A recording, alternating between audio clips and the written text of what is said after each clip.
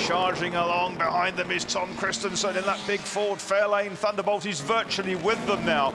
And Stippler with the Alpha, which is a little heavier than the Cortinas, but that's the only thing not going for it in this tussle. 2 of the 3, top 3 with the lights ablaze, and here comes Tom Kristensen. He's timed his run beautifully, 12 laps down. Well, it's just interesting, Marcus, looking at their respective speeds through the chicane. The Alfa Romeo, the 2 Lotus Cortinas with Shedden attacking, trying to take the outside line at the corner before St Mary's, doesn't make it work. Frank Stippler, very brave indeed. You talk about diminishing options and diminishing returns, perhaps, but Stippler knew that. He kept the car where he needed to go. But when you get the acceleration out of a tight corner, the Thunderbolt not so quick into any of these tighter corners, but he's very much quicker out of it. Now they're just going Massa's around gone, the back hasn't marker. he? Massa's dropped, fallen away in the pits, I think. Oh yes, Andy Priaulx comes round alone, and they've been almost tied together for a huge number of laps. Top 4 together. Up into 3rd comes Tom Kristensen. He's on the podium, in inverted commas, and he's monstering the 2 4-cylinder cars down into Woodcote Corner. This is absolutely sensational stuff. Remember, it's a 2-part aggregate race, because the other drivers are in tomorrow, in many cases the owners, and we've got Stippler will be handing over to Alex Fioriani, Shedden to Matt Neal, Tom Kristensen to Henry Mann, and Andy Jordan to his dad, and it's up in a second. Up to second, but you see, Andrew Jordan got to see the Thunderbolt approaching, but Gordon Shedden, the meat in that 3-way battle at the front, I don't think really knew what was happening, and suddenly he's got a new car on his tail, not the red and silver Lotus Cortina, it's the Ford Fairlane Thunderbolt, and he's making such short work of it on the run to Ford Water. Boom! Into the lead goes Kristensen. Absolutely sensational. And we've got up the inside. Shed's decided now's the time to pounce. He found a line there that was innovative, to say the least, and he got past Frank Stippler, and it's a forward 1-2 again. Now this is the moment for Andrew Jordan to try and pass Paul. That was on the grass, wasn't it, for Kristensen? Up behind the Isuzu Bellet. That's going to compress the group going into Lavant Corner. Big drift there from Shedden in second place, trying to do anything, and we have Stippler trying to fight back in the Alfa Romeo. Andrew Jordan trying to hang on, the Isuzu Bellet out of the way. Well done to David Brabham there, kept it off the racing line. That allows this lead quartet. Isn't that fantastic? 3.5 minutes remaining. We're talking about a lead quartet covered by a 2.5, but it is going to go out. Down the outside comes Stippler. He's locked a wheel, he's got it very sideways, he's out over the grass again. That's cost him dear. He's run wide onto the tarmac. He drops back into 4th place behind Andy Jordan.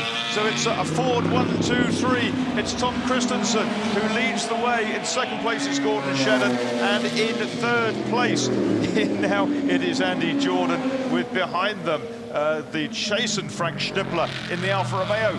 Yeah, that was lap 1 revisited at the end of the opening lap. The Alfa Romeo was on the grass. This time he went even further off. I'm just thinking, I think Henry Hope Frost is going to have the easiest winners interview to do all day. Just hand the microphone to Tom Kristensen. Wow. And that's as they came in. We had Shedden with an inside front wheel lock. That was dramatic. There we go. Did very well not to understeer into the Alfa and nail him off into the bank. Yes, all eyes on the Alfa. You can see it starting to go. Shedden was doing his best to hang on, using the grass and more at the kick before St Mary's, going past one of the minis.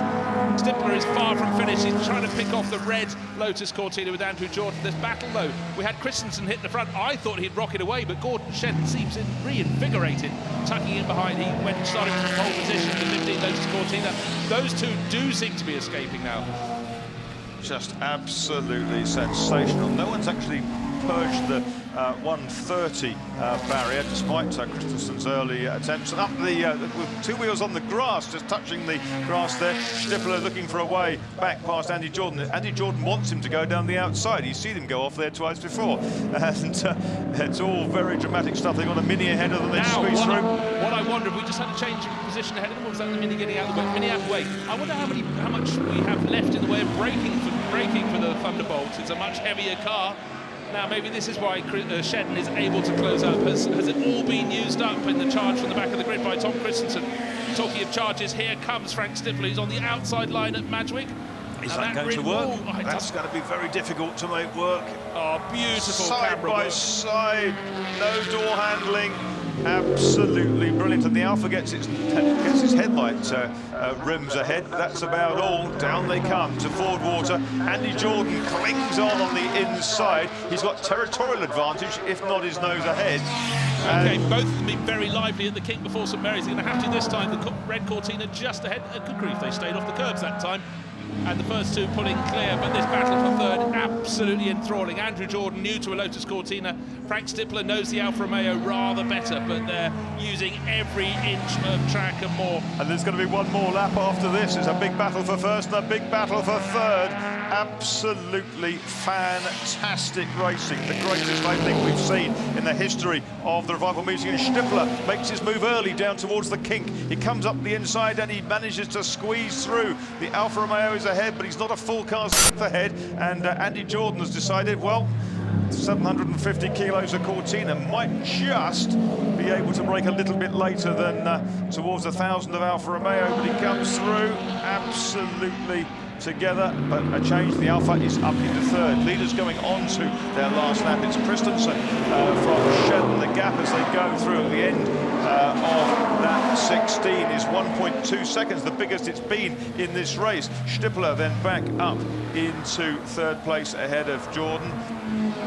It feels really hard that one of this quartet of driver will not be on the podium. They all have driven absolutely superbly. Kristensen's drive from the back, running on the grass with half the car off the grid to bypass probably a dozen cars by the first corner, but the battle at the front end, the Alfa Romeo pushing it to the two Lotus Cortinas. They've got no answers to the Fairlane Thunderbolt. Fabulous drive by Kristensen. Yeah. But they've entertained from the very start all the way to the final lap. Look at Jackie Oliver go. He's up into sixth place now. He started steadily and kept the car all running nicely. He's up into sixth place now behind Andy Priaulx. The two BMWs in fifth and sixth places, 8 and 100. They're 25 seconds back from Jordan. It's a country mile behind the first four.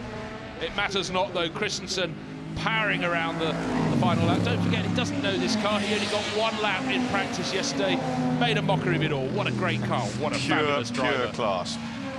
He's gone past Darren Turner in the blue BMW. And Tom Kristensen on the final lap comes down into Woodcote corner, absolutely millimetre perfect onto the apex of the corner, hits the brakes, off the brakes, turns it in, gets it all straightened up, big opposite lock, up over the curbs, and then fishtails under acceleration, 29th on the grid to win this first part of the St Mary's Trophy. What a fabulous, fabulous race. He's opened the door, but he get some air into the cockpit. Stippler is third. In fourth place is Jordan. Fifth is going to be number 8, which is Andy Priaulx, who was looking out of the window as one of the minis went flying off onto the grass.